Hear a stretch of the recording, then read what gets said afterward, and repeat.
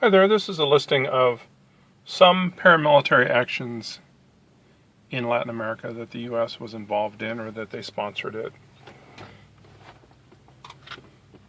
In 1947, the CIA and the National Security Council were created. You could say that's officially the beginning of the Cold War after World War II ended in 1945. These mechanisms were created to kind of keep the military-industrial complex occupied in kind of a covert manner. And then you had, actually beginning in 1945, overt and covert, what were called stay-behind armies, leave-behind armies in Western Europe that kind of created the precedent and the model and the infrastructure for, worldwide U.S.-sponsored Cold War military action. So that was 45. 1947, the CIA and the National Security Council were created. And then one of the first Cold War paramilitary actions was in July 1954, where a leftist president in Guatemala was driven from power by a CIA sabotage campaign and psychological warfare campaign. It was carried out in conjunction with a pro-U.S. faction in Guatemala, in the Guatemalan military. And there was an invasion launched via Honduras and El Salvador of Guatemala. This was in the Eisenhower administration. And this actually caused anti-U.S. attitudes to rise up in Latin America. This U.S. involvement in the overthrow of the Jacobo Arbenz administration in Guatemala in 1954. And leftist politicians used that episode for decades to kind of fuel anti-U.S. sentiment. Che Guevara, who was a doctor from Argentina, but he became affiliated with Fidel Castro's revolution in Cuba, and then Che Guevara was kind of the activist international wing of Castro's policy, where he went around different Latin American countries trying to get specifically rural activism going to respond in a military fashion to right-wing governments. But Che Guevara always mentioned the U.S. involvement in Guatemala. He used that to get people motivated to have leftist uprisings. Let's see, in another episode, in the late 1950s, the U.S. provided military aircraft and arms to the Batista regime in Cuba to combat leftist rebels. Raul and Fidel Castro were incensed with the U.S. for providing the planes and the bombs and the other arms that were used against them.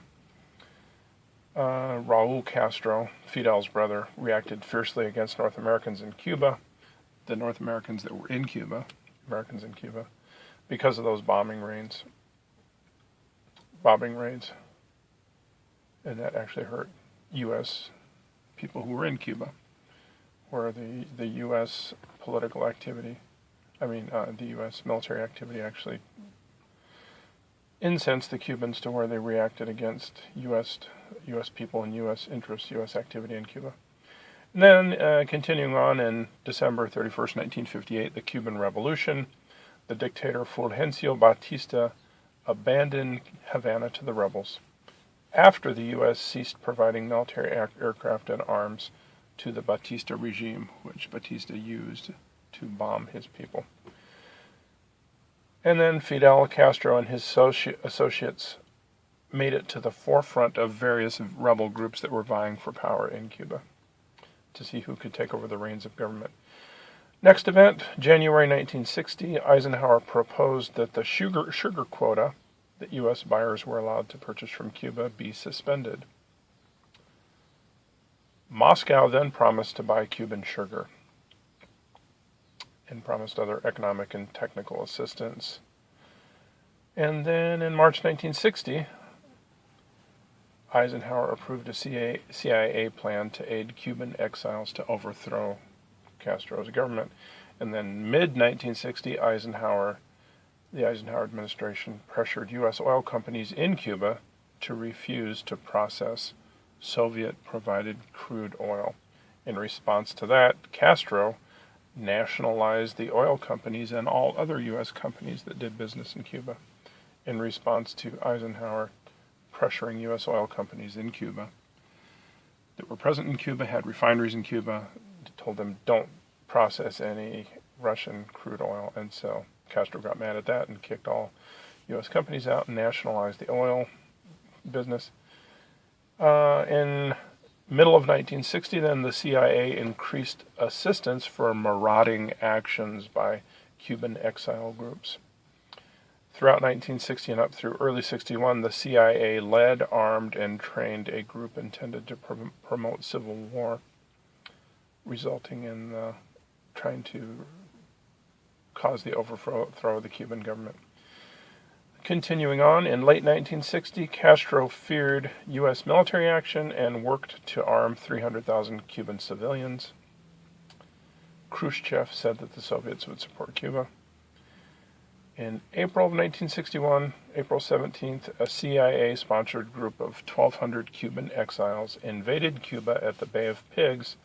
More than 100 of the invaders were killed, and most of the rest were captured. Continuing on.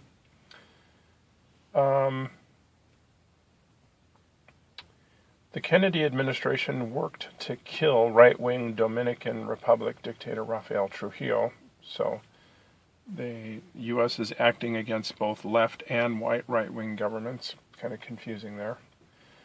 Kennedy administration worked to kill right-wing Dominican dictator Rafael Trujillo, fearing that he would inspire a communist uprising. So the fear was, we got a right-wing dictator, and if we don't kill him, he might cause an uprising of left-wing sentiments. So the Kennedy administration finally accomplished the task of killing Trujillo with the assistance of a group of Dominicans in May 1961. And after they killed him, a group of U.S. warships was sent to the Dominican Republic to prevent a communist takeover. Subsequent elections were held, and a leftist president was elected in the Dominican Republic, a guy named Juan Bosch. Continuing on, in 1961 and 1962, Operation Mongoose was launched by the CIA in Cuba, quote, to stir things up on the island with espionage, sabotage, and general disorder. That was the purpose of Operation Mongoose, according to the administration. Such sabotage actions as putting cement powder in the milk of school children were undertaken by the CIA in order to discredit Castro's regime and to bring about chaos that they hoped would be attributed to a failure of Castro's leftist administration. Continuing on, in the middle of 1961, the failed Bay of Pigs invasion sparked anti-U.S. protests throughout Latin America, from Mexico to Chile, and governments that had previously very close ties with the U.S. found it hard to maintain their pro-U.S. posture after the publicity surrounding U.S. involvement in Cuba with the Bay of Pigs and trying to overthrow Cuba. And bearing in mind, this was after the 1954 incident where the U.S. was involved in Guatemala. And there had been groups in Cuba that were very vocal against Castro and didn't want him to be involved with the Soviet Union. And that vocal opposition disappeared after the Bay of Pigs. They thought, well, okay, we can't really argue against that anymore. Che Guevara thanked the United States for the invasion, saying that it resulted in a great political victory. After the CIA-sponsored invasion, the Soviets dramatically increased arms support to Cuba, and they even sent cutting-edge fighter planes and air defense systems. Okay, continuing on. Beginning in 1961 and continuing into the 1970s, U.S. officials created many counterinsurgency programs to deal with the communist threat to Latin America. The U.S. military assistance program supplied arms, aircraft, and supporting technology, while the School of the Americas and the Inter-American Defense College provided the strategic vision and operational training. U.S. military personnel traveled to 20 Latin American countries and were involved in the creation of intelligence and defense mechanisms like the CONDECA, the Central American Defense Council. The U.S. military personnel would also accompany counter-guerrilla units in field operations on occasion. Okay, next item, another Cold War item. This U.S. counterinsurgency involvement in Latin America in the 1960s resulted in a large increase in material and training provisions for Latin American governments. For example, in 1962 alone, 9,000 Latin American officers graduated from the School of Americas and similar schools. Okay, continuing along, kind of going chronologically here, more or less. In mid-1962, the Soviets began transporting ballistic missiles to Cuba. On October 27, 1962, Kennedy and Khrushchev negotiated the removal of the Soviet missiles from Cuba in exchange for an agreement that the U.S. would not invade Cuba. And there was also a secret promise by the U.S. to remove U.S. missiles from Turkey. Beginning in the early 1960s, U.S. funding supported El Salvador's National Democratic Organization, ORDEN, which created a network of rural informers for the government regime. And this is about, just say this as a benchmark thing about what's going on basically in this same time period. From the early 1960s onward, Cuba's centrally planned economy failed disastrously as the planners failed to anticipate market conditions. By the early 1970s, Cuba was dependent on the Soviets for its survival. So Castro effectively swapped the previous dictatorship that he replaced with another one that was entangled with an external superpower. And he claimed to despise that very situation. So that's not really a paramilitary event, but just kind of give you the framework of what's going on during the same time, where if the U.S. really believed that leftist and communist politics would result in the failure of a certain government, they certainly didn't act that way. They continually intervened instead of just letting it die on its own if they believed that's what would happen. Next is a Cold War event. In 1963, the U.S. backed the Dominican military in the overthrow of leftist Dominican President Bosch, which, as you will remember, the U.S. caused the installation of Juan Bosch. They killed Trujillo, sent warships in to monitor elections so that there would be an election, so that the leftists wouldn't do a coup and take over. The leftists won the election, and then in 1963 the U.S. didn't like the new democratically elected leftist president. So the U.S. backed the Dominican military to overthrow Bosch in 1963. Okay, next. In 1963, U.S. officials were supportive of a coup against their previous ally, Ydígoras, in Guatemala. Next, in 1963, the U.S. engaged in a campaign to unseat British Guiana's leader, Cheddi Jagan, a communist advocate who was a recipient of aid from Cuba. Okay. Next, in 1964, the war ministers of Guatemala, Honduras, El Salvador, and Nicaragua convened the Central American Defense Council, CONDECA, which was set up to be a proxy force to facilitate intervention regarding U.S. interest and to take direct action in Central America. CONDECA was used by U.S. Southcom, also known as Southern Command, to incorporate the Central American militaries into the U.S. military apparatus. U.S. financing, equipment, training, logistical support, and intelligence infrastructure were provided to these countries via CONDECA, C-O-N-D-E-C-A. The Central American militaries and the U.S. military actively shared and acted upon intelligence conveyed via CONDECA. Both Southcom and the foreign militaries defined the purpose of CONDECA to be a joint effort to fight communism. Next. In 1964, President Johnson backed a military coup in Brazil, resulting in the ouster of João Goulart. Next, in 1964, President Johnson spent millions of dollars in Chile to back Eduardo Frei in Chile's presidential elections. Next, in 1964, President Johnson used U.S. troops to confront leftist rioters in the Panama Canal Zone. And to give you a little benchmark date, what's going on as we progress forward, what's going on during this time. In March 1965, the first U.S. ground troops were sent to Vietnam after U.S. advisors had been present for several years.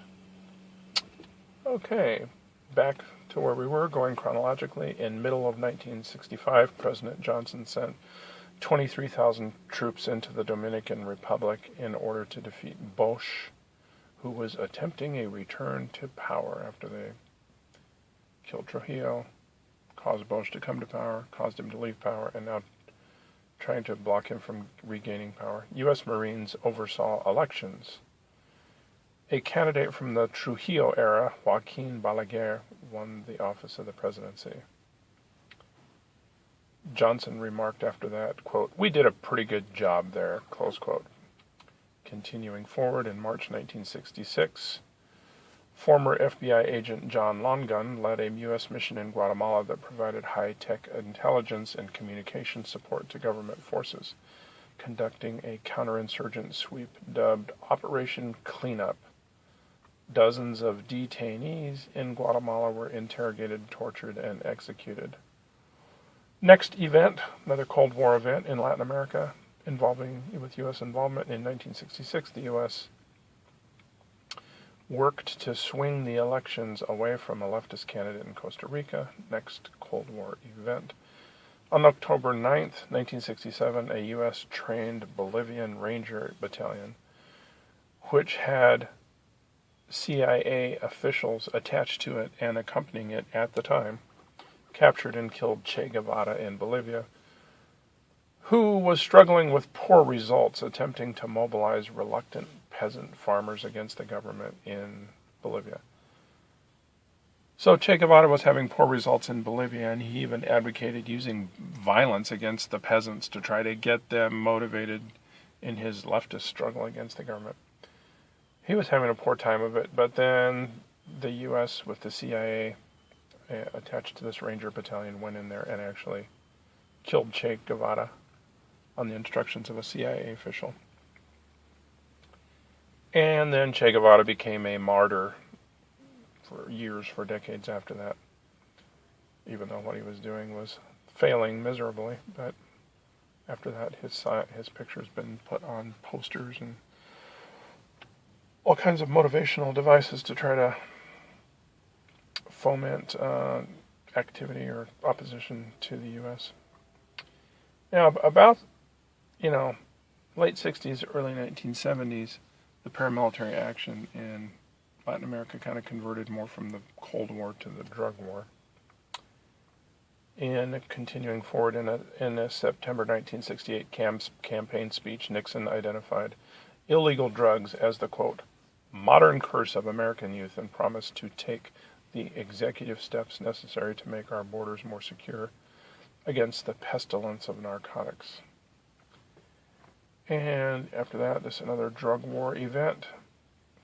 In the summer of 1969, the U.S. government implemented Operation Intercept, doing intense individual searches of all persons and vehicles entering the United States. This was done in response to Mexico's refusal to permit U.S. government aircraft to overfly Mexico in an effort to detect drug production and trafficking activity.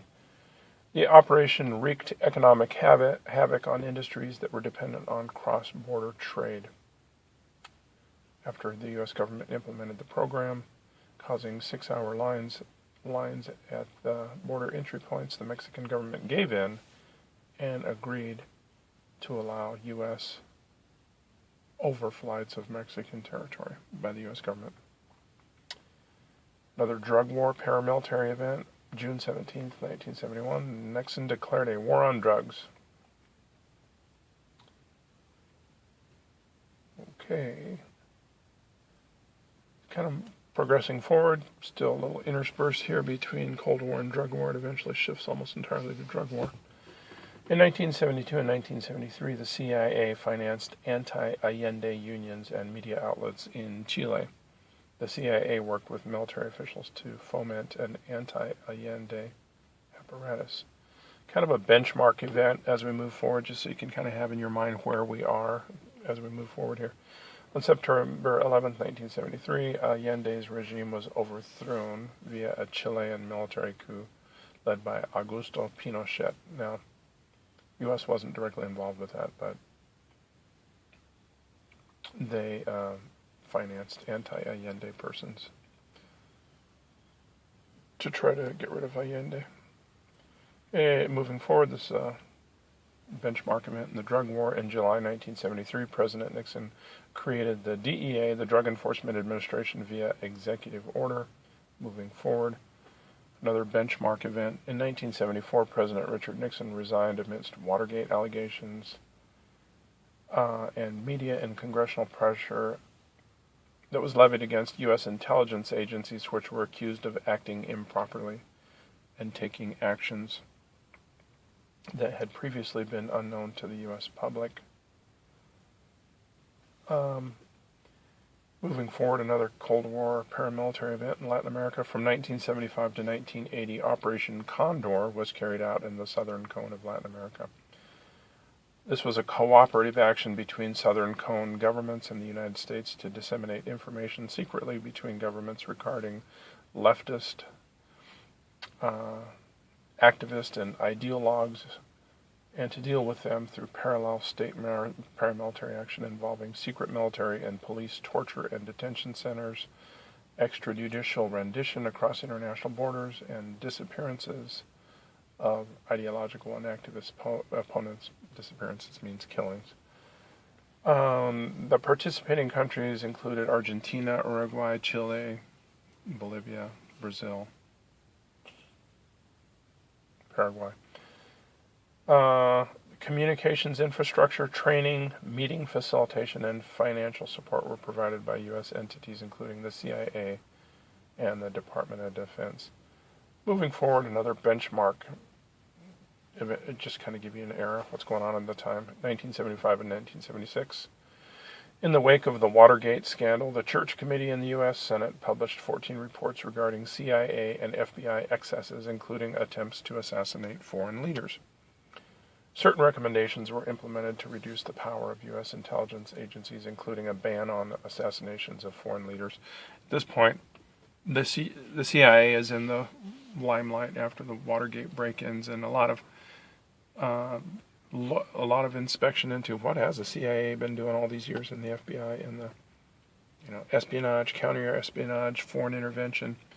And the Church Committee looked into that, and it really reined in the power of the CIA for a while, where the CIA could no longer just run rampant in these Cold War operations, and kind of helped to facilitate the transition of the paramilitary action being drug-related after that instead of Cold War-related, and the military-industrial complex kind of transitioned to supporting drug war instead of Cold War.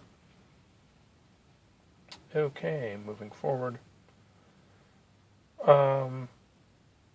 After the ouster of Somoza and his replacement by leftist Humberto Ortega, President Carter approved a CIA program in 1980 to support the non-Sandinista factions in the Nicaraguan government. It's kind of like right on the eve of Carter leaving office. He had been kind of more pro-human rights and against Cold War type military interventions, but he decided that he would decide to support the non-Sandinista or the anti-Sandinista factions in the Nicaraguan government, which later became known as the Contras during the Reagan era. Okay, so in the final days of his administration, Carter, fearing a leftist takeover in Nicaragua, supplied the nearly toppled Salvadorian armed forces, the FES. They said, we're out of ammunition. He supplied them on the final days of his administration with munitions and other support to continue the fight against the FMLN. And so this is the the military dictatorship in Nicaragua. Carter supplies them with military aid.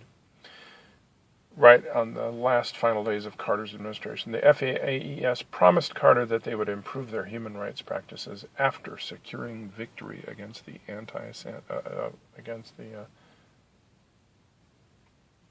wait a minute, am I saying that wrong? After securing victory.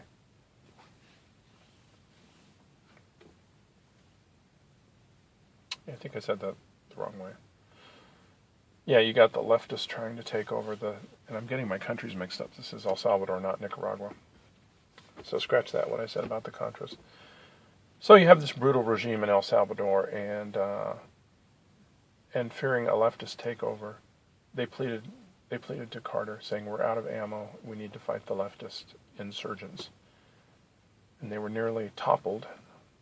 A coup was nearly complete by the leftists, and then Carter, in the final days of his administration, supplied the Salvadoran military with munitions, and they promised Carter that they would improve their human rights practices after they secured victory over the leftist. Okay, continuing forward. From 1981 to 1983, the Reagan administration sent $534 million worth of weapons and supplies to the El Salvador Armed Forces, the FAES. The U.S. also trained 29,000 new military personnel to achieve strategic victory by destroying the insurgents' will and capability to fight, close quote.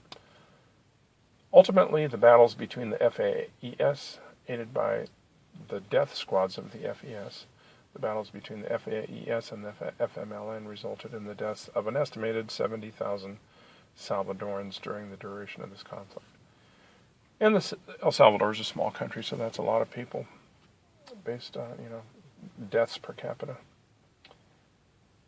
Over 80% of those deaths were caused by the FAES.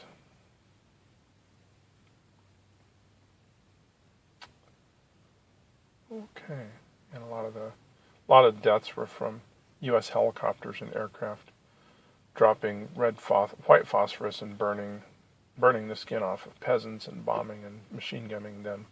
Not with U.S. pilots, with Salvadoran pilots, but all the aircraft and munitions supplied by the U.S. government. Continuing forward, this is kind of a mixture of Cold War and drug war, kind of during that transition period from 1981 to 86. The CIA and the U.S. military financed against the wishes of Congress, who had the Boland Amendment to prevent this. They supported and participated in Cold War military activity against the Sandinistas in Nicaragua. An estimated 30,000 Nicaraguans died in the actions involving the Contras and the Sandinistas. Okay, in November of 1986, the Iran-Contra scheme was made public, and there were various allegations made, including those by the Kerry subcommittee in Congress, that Oliver North was involved with drug dealers in Central America, providing cover to them if they supported the Contra network. Individuals that were involved, like American pilots working for the CIA, described specific shipments of cocaine made via U.S. government flights. And this is when the U.S. government was scrambling in the Reagan administration to find ways to support the Contra efforts. That's for the whole Iran-Contra scandal, where they were selling missiles illegally to Iran and getting some of the profits from that, using it to support the Nicaraguan military. The Contra action against the Sandinistas. Sandinistas were leftist and the Contras were against them. And there are also allegations that drug shipments facilitated by the U.S. were used to finance that as well, since Congress had prevented any financial assistance to the military action against the Sandinistas. So it was illegal, the funding sources that were used by the CIA and Oliver North to support the Contra activity. The Boland Amendment was the BOLAND was the mechanism in Congress that made it illegal. Okay, continuing forward to October 1983, the U.S. executed Operation Urgent Fury using 7,600 troops to invade Nicaragua. And the U.S. claimed that the invasion was necessary to deter potential Cuban and Soviet involvement in the region. Continuing forward, in 1984, the CIA backed candidate Jose Napoleon Duarte with $2 million in U.S. funds.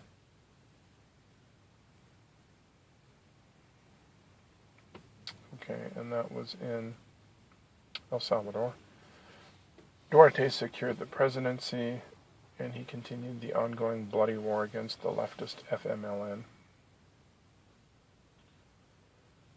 But he continued to a lesser degree than his predecessor. And he had continued U.S. government support.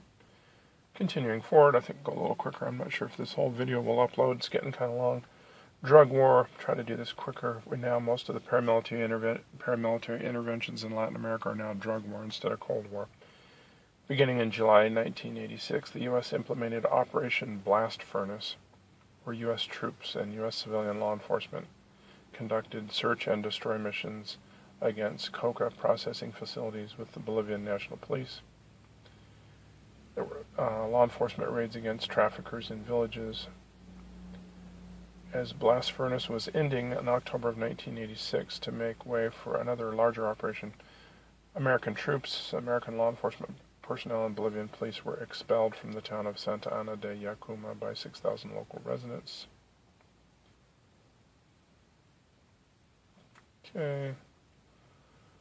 And then Operation Blast Furnace was the predecessor to a bigger operation known as Operation Snowcap, another drug operation, paramilitary operation, a large-scale U.S.-funded and staffed paramilitary operation operating from 1987 through 1994 in Latin America. There was a presence in 9 Latin American countries. It involved large amounts of equipment, including aircraft and U.S. helicopters. C-130 aircraft were provided to the foreign governments. And presence from a lot of DOD and U.S. law enforcement elements.